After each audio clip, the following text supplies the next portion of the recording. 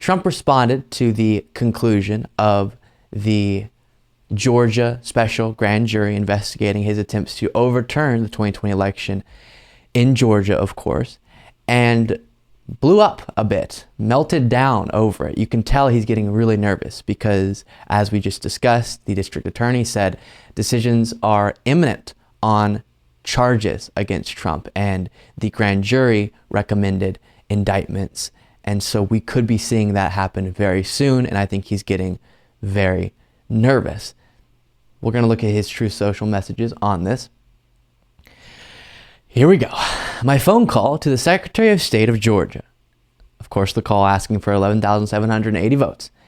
Just openly calling for a coup to overturn the election results. And a second call, which the Marxists, communists, racists, and rhinos don't even want to talk about, were perfect calls. Perfect in quotations and in all caps. Who knows for what purpose?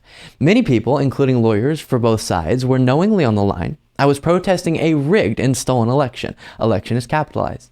Which evidence proves it was. I won Georgia by a lot, but only needed a small number of votes from that total number. They cheated in many ways, including stuffing ballots, all caught live on tape.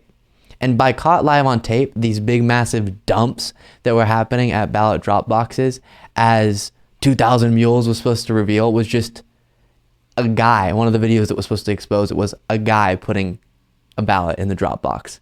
Yeah, that's what drop boxes are used for, to put ballots in. Next True Social post.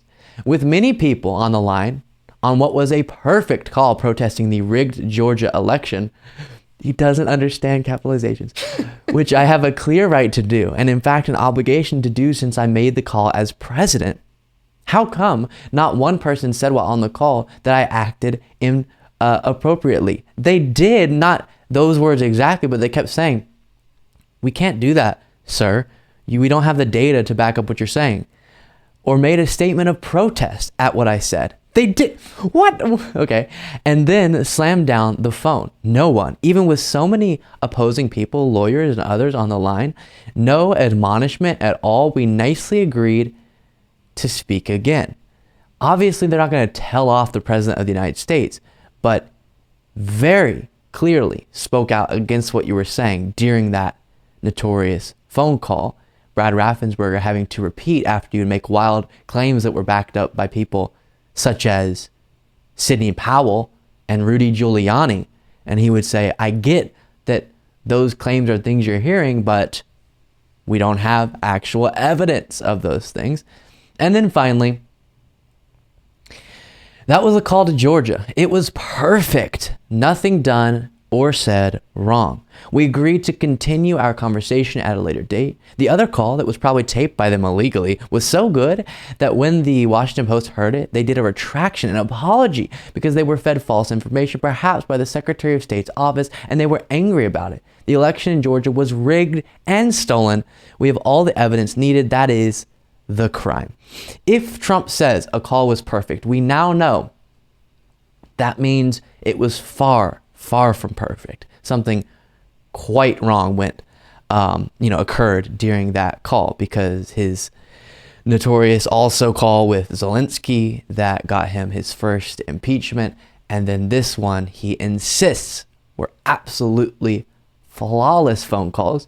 But what was going on during that phone call? He was attempting to overturn a free and fair election that he didn't have evidence to prove was rigged or stolen, and keep himself the president of the United States when he lost an election. That is one of the scariest things that can happen in a democratic system.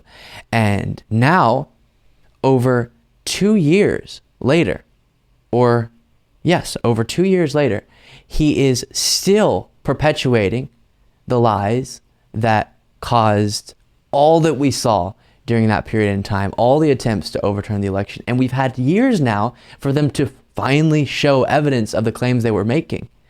And they haven't done it.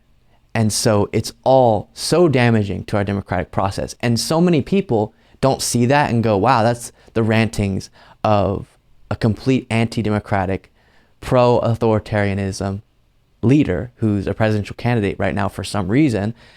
Instead, they say, yes, that is so correct. And that is the scariest part of all of this. Let me know what you think. Luke P. Beasley on Twitter.